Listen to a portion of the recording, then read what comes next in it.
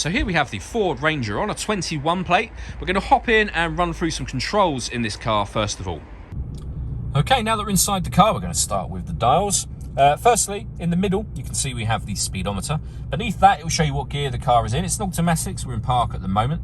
Over on the left, currently, is a satellite navigation menu. I say currently because you can change that, as you can see, for either phone or audio as well.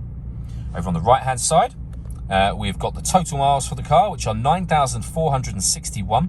We have a digital readout for the speedometer currently being displayed there. You can change that information using various buttons on the steering wheel, as you can see. So you can have a trip computer, for example, or any of the bits of information you see listed here.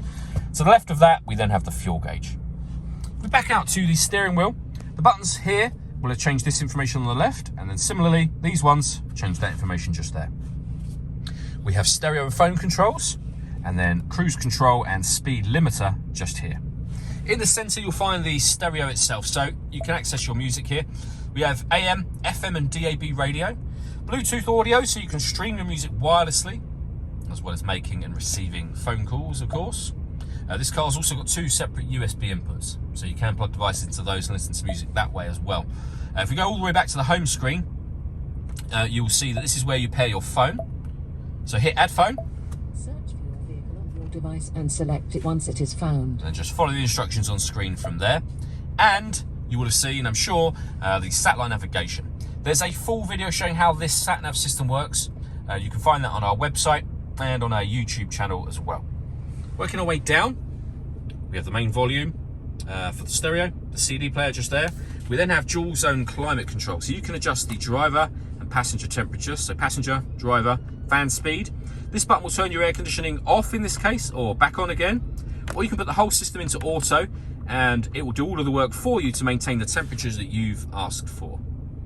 Similarly, up on the home screen, you can control your climate control up here as well.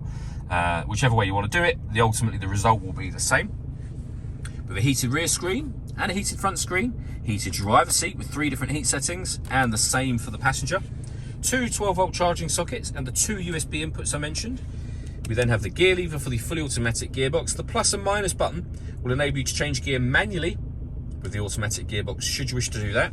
And then we have the various controls for 2 and 4-wheel drive, for traction control, for parking sensors, and this one is for stop and start. This vehicle is designed to cut out when it's stationary in traffic to save you fuel. That system is off when that light shows. All that leaves me to say is thank you for taking the time to watch this video. If you'd like to come and see the car in person and have a test drive, please feel free to call any of our MJA sites. We'd love to hear from you soon.